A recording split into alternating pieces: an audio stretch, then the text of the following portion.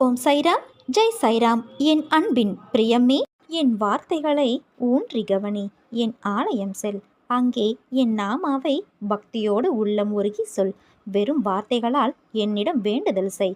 அவையெல்லாம் உன் பாவ கர்மாக்களை முடிவுக்கு கொண்டு வந்துவிடும்.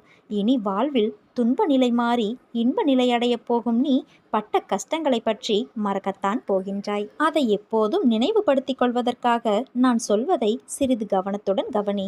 வாழ்க்கையில் இன்பமாக தோன்றும் எதுவும் நிஜமான இன்பமல்ல. சம்சார பந்தம் என்கின்ற பாலைவனத்தில் நடக்கும்போது ஏற்படும் களைப்பை போக்கி தற்காலிகமாக நிழல் தரும் சிறு சோலைதான் இன்பமாகும். துன்பமும் அத்தகையதே. தற்காலிக நிகழ்வாக உன்னை கொடுமைப்படுத்துவது போன்று இருக்கும். சுகமும் துக்கமும் மனோபாவத்தை பொறுத்த விஷயங்கள். வயிற்று பசியை ஆற்றிக்கொள்ள எதை சாப்பிட்டால் என்ன, உடலை மூடிக்கொள்ள எதை உடுத்தினால் என்ன என்ற எண்ணத்திற்கு உன் மனதை பக்குவப்படுத்து. மனதில் சுகமும் துக்கமும் தோன்றும் போது அதற்கு இடம் கொடுத்து விடாதே. இரண்டையும் ஒன்று போல நினை, சகித்துக்கொள். இன்பமோ துன்பமோ அவையெல்லாம் இந்த உடலுக்கு உரியவை, ஆன்மாவுக்கு அல்ல என்று நினைத்துக்கொள். அப்போது நீ சுகமாக வாழ்வாய். வாழ்வில் கஷ்டம், தோல்வி, நெருக்கடி, அவமானம், நம்பிக்கை துரோகம் என அனைத்தையும் வாழ்வில் சந்தித்து கொண்டே இருக்கின்றேனே. என் வழிகளை பார்த்து கொண்டுதானே இருக்கிறீர்கள். ஏன் எதுவும் செய்யவில்லை? என் சூழ்நிலையை மாற்றுவதற்கு என உன் ஆதங்கம் எனக்கு புரிகின்றது. சூழ்நிலை மோசமாகத்தான் போகின்றது, மாறவும் செய்கின்றது. முன்னேறும் என்று நினைத்த இடத்திலெல்லாம் அதற்கு எதிர்மாறாகத்தான் நடக்கிறது என உன் மனக்குமுறலை உன் மனதில் இருக்கும் எனக்கு உணர முடிகின்றது. இந்த இக்கட்டான சூழ்நிலையை உனக்கு கொடுத்துள்ளேன் என்றால் உன்னை கஷ்டப்படுத்துவதற்கல்ல. சூழ்நிலைகள் யாராலும் மாற்றப்படும், எதுவும் நிரந்தரமல்ல என்ற உலகியல் வழக்கில் உள்ள அடிப்படையான உண்மையை உனக்கு புரிய வைக்கவே இந்த லீலைகள் நடத்தப்பட்டன. லீலைகள் என்று நீங்கள் சொல்கிறீர்கள், ஆனால் வழி மட்டுமே எனக்கு இருக்கிறது என்பது உன் கேள்வி. ஆனால் ஒன்றை கவனித்தாயா? உன்னுள் உனக்கு ஏற்பட்ட மாற்றம் என்ன என்பதை அறிந்தாயா? முதலில் சிறு பிள்ளையாய் கஷ்டம், தோல்வி என்றால் என்ன என்பது கூட தெரியாமல் இருந்தாய். சந்தோஷம்தான் வாழ்க்கையின் மோகம் என்று இருந்தாய். ஆனால் பிறகு உன் வாழ்க்கை மெல்ல மெல்ல பக்குவ நிலை வந்தாக வேண்டும் என்ற நிலையில் வாழ்க்கைக்கான அனுபவம் இல்லாமல் இருந்தாய். கஷ்டம் மெல்ல உன் வாழ்க்கைக்குள் வந்தது.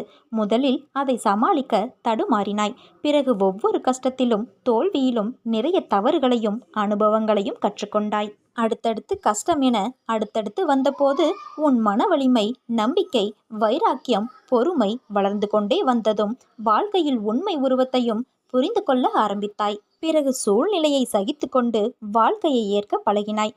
பிறகு என்ன சூழ்நிலை வந்தாலும் மனம் தளராது அதை உனக்கு ஏற்றவாறு நேர்மறையாய் மாற்ற முயற்சிக்க ஆரம்பித்தாய். இப்படி உன்னை சிறு சிறு படிகளாய் ஒரு சின்ன பிள்ளைக்கு நடக்க பழக்குவது போல வாழ்க்கையில் பயணிக்க கற்றுக் கொடுத்து வருகிறேன் என்பதையும் நீ உணர்ந்தாய். நம் சாயப்பா நமக்கு நல்லதுதான் செய்வார், என்ன நடந்தாலும் அவர் நம்முடன் இருப்பார் என மிகப்பெரிய பொறுப்பை நீ எனக்கு கொடுத்துள்ளாய். அப்படி இருக்கையில் உன்னை எப்படி தனித்து தவிக்க விடுவேன்? உன் கண்ணீருக்கு வெகுமதிகள் எப்படி கொடுக்காமல் இருப்பேன்? இக்கட்டான சூழ்நிலைகள் எல்லாம் நம்மை பக்குவமடைவதற்கும் நம்மிடம் உள்ள எதிர்மறையை மாற்றி அமைப்பதற்கும் தான் என்பதை நீ உணர்ந்து கொண்டாய். உன் வாழ்வில் இனிமேல் அழகான மலர்களும் வண்ணங்களும் தோன்றப் போகிறது.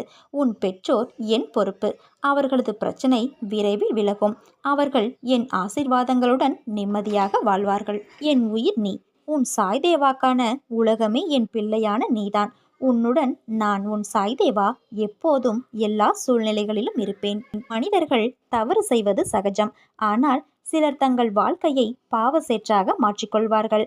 பாபா பாவங்களில் திளைத்தவர்களை பார்த்து இரக்கப்பட்டு கங்கை நதியின் தூய்மையான தூய நீரை போன்ற தம்முடைய வார்த்தைகளால் பாவங்களை கழுவுவார். மேலும் அவர்களின் மனதில் அனைத்து தீய எண்ணங்கள், கோபம் மற்றும் பற்றுதல்கள் நீங்குவதை உறுதி செய்வார். நாம் அறியாமலோ அல்லது தெரியாமலோ ஒவ்வொரு நாளும் தவறு செய்கின்றோம். எனவே நாம் தொடர்ந்து பாபாவின் நாமத்தை ஜபித்து கங்கை நீரின் பக்தி நீரோட்டத்தில் நம் மனதை திளைக்க செய்ய வேண்டும். நமது பிரார்த்தனைகளின் விளைவாக இரக்கமுள்ள கடவுள் நம் இதயங்களையும் எண்ணங்களையும் நடத்தைகளையும் வார்த்தைகளையும் தூய்மைப்படுத்துவார். யாரும் இந்த உலகில் அனாதைகள் அல்ல. எல்லோருக்கும் எல்லாம் இருக்கிறது. உன்னை யார் கைவிட்ட போதிலும் நான் கைவிட மாட்டேன். தாய் என்பவர் 10 மாதம் சுமந்து உனக்கு உயிர் கொடுத்து உன்னை தன்னை காட்டிலும் அதிகம் அன்பும் அக்கறையும் கொண்டு காக்கும் உன்னை கருவறையில் சுமந்த தெய்வம். தன் வலியை பெரிதுபடுத்தாது உன்னை மட்டுமே யோசித்து தன் தாய்மையை காட்டி விலை மதிக்க முடியாததை உணர்த்தி உன் பிறப்பின் மற்றும் கடவுளின் அர்த்தங்களை தன் குருதி மூலம் உனக்கு சொல்பவர். அப்பா என்பவர் உயிர் கொடுத்து அன்னையின் பங்கு மேலாக உன் வாழ்வுக்கு வழிகாட்டி அதற்கு உயிர் கொடுத்தவர். உன் எதிர்காலத்திற்கு அர்த்தங்களை கொடுத்து உன் கையால் நீ தனித்துவம் பெற்று வாழ வேண்டும் என்று தன்னையே உருக்கி தானே சிலையை உருவாக்கும் சிற்பியாய் உன்னை இந்த உலகிற்கு அர்த்தமுள்ள முழு மனிதனாய் ஆக்குவது நம் அப்பாதான். அப்பாவின் கண்டிப்பு, கட்டளை, கோபம், பாசம் இவைகள் எல்லாம் தான் உன்னை சிறந்தவராக ஆக்க முடியும். அப்படிப்பட்ட உறவுகளை என்றைக்கும் மரியாதை செலுத்து. அவர்கள் உன்னை காக்க தாண்டிய மற்றும் தாண்டுகின்ற பாதையின் வழி என்பது உனக்கு சொல்லி புரிவது அல்ல. நீ அந்த இடத்திற்கு வந்தால்தான் உனக்கு புரியும். அவர்களின் அம்சமாய் உன்னிடத்தில் எப்போதும் நான் இருப்பேன். யாருக்காகவும் உன் தாய் தந்தையை விட்டு கொடுக்காதே. அவர்கள் உன்னை பிள்ளையாக பெறுவதற்கு பூரிப்படைய வேண்டும். அவர்கள் நீ எழுந்து நிற்க துணை நின்றவர்கள். அவர்களின் முதுமை காலம் என்பது உனக்கு கிடைத்த வரம்.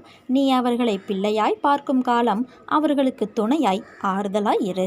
அவர்களை உன் தாய் தந்தையாய் தேர்ந்தெடுத்து உனக்கு வழிகாட்ட இந்த மண்ணுலகில் படைத்தேன். உன்னுடைய ஆன்மாவுக்கு தாய் தந்தையாய் இருந்து உன் சாய்தேவா உன்னை வழி சேர்ப்பேன். உன்னுடைய இப்போதைய வாழ்க்கை மாசு நிறைந்து துன்பத்தில் கலங்கி இருக்கலாம். ஆனால் கலங்கியது காரணமில்லாமல் இல்லை.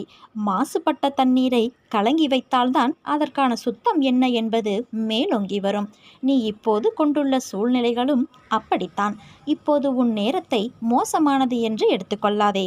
இது அனுபவம் என்ற முத்தை கடலுக்குள் சென்று எடுக்கும் காலம். சிப்பி தேடிக்கொண்டிருக்கிறாய். விரைவில் நீ முத்துக்களை எடுப்பாய். முடியாது, என்னால் இது நடக்காது என்று எண்ணத்தை நீ ஏற்றுக்கொண்டு இருப்பதால் தான் இவ்வளவு நாள் கடந்து போயின. இன்று அதனை உடைத்து முடியும் என்று உன் சாயப்பா செயல் புரியும் கடமையை உங்களிடத்தில் விட்டுவிட்டேன். அதன் விளைவுகளை நீங்கள் பார்த்து கொள்ளுங்கள் என்று தீர்க்கமான எண்ணத்தை கொண்ட உன்னை கோபுரத்தின் உச்சியில் உட்கார வைக்கப் போகின்றேன். யார் எதை வேண்டுமானாலும் சொல்லட்டும், கவலைப்படாதே. அவை அனைத்தையும் காதில் மட்டும் கேட்டுக்கொள். ஆனால் எந்த காரணம் கொண்டும் நான் வாழ்க்கையில் தோற்றுவிட்டேன், அதனால்தான் எல்லோரும் என்னை வசைபாடுகிறார்கள் என்று மனதில் நினைத்து கொள்ளாதே. இந்த உலகில் நிலை என்று எதுவும் இல்லை. அது மனிதர்களின் செயல்பாடுகளுக்கும் பொருந்தும். எனவே நீ உன்னுடைய லட்சிய பாதையிலிருந்து தடம் புரளக்கூடாது. நம்பிக்கையோடும் மன தைரியத்தோடும் நீ நிதானமாக யோசித்து செயல்படு. இந்த உடல், மனைவி, மக்கள், மனை, செல்வம், வாழ்க்கைதான் நிரந்தரம் என்று நினைக்காதே. எல்லாம் மாறுதலுக்கு உட்பட்டதே. எல்லாம் உன்னிடமே இருக்க வேண்டும் என்று நினைக்காதே. ஆகையால் உடல் திடமாக இருக்கும் பொழுதே தர்மங்களை செய்ய வேண்டும். தர்மம் தலை காக்கும், தக்க சமயத்தில் உயிர் காக்கும் என்பது வாய்மொழி மட்டுமல்ல. அனுதினமும் சேவிக்கும் பக்தனின் கூடவே இருந்து காப்பாற்றுவதே என் தர்மம். எனவே உன் துயரங்கள் தீர்ந்து வேண்டியது நிறைவேறும். மாறாத நம்பிக்கை, நீடித்த பொறுமை, உண்மையான பணிவான நேர்மையான செயல்பாடுகளே உன் லட்சியத்தை அடைய செய்யும் வழியாகும். நான் இருக்கிறேன் உனக்கு என்றும் நிழலாக. அனைத்தையும் நானே நடத்துகிறேன் என்று திடமாக நம்பு. எனக்கு நானாகவே செய்கிறேன் என்ற எண்ணத்தை உனக்குள் வரவிடாதே. நான் துணையாக இருப்பேன். நீ நடக்கும் பாதையில் முட்கள் இருந்தால் நானே உனக்கு முன்பாக சென்று அதை களைந்து விடுகிறேன். நான் உன்னுடனேயே வந்து கொண்டிருக்கின்றேன். நல்லதை நினை, நல்லதை பேசு, நல்லதையே செய். எதிர்மறை எண்ணங்களோ எதிர்மறை பேச்சுக்களோ உனது வாயிலிருந்து புறப்பட வேண்டாம். அவநம்பிக்கையை உண்டாக்கும் எந்த பேச்சுக்கும் உனது மனம் இடம் தர வேண்டாம். நான் அனைத்தையும் உனக்கு மாற்றுவேன், ஏமாற்றுவேன் என எப்போதும் நினைக்காதே. உனது வாழ்க்கை சொர்க்கமாக மாறப்போகிறது. நாம் நம்பிக்கையோடு இருந்தால் நல்லதே நடக்கும்.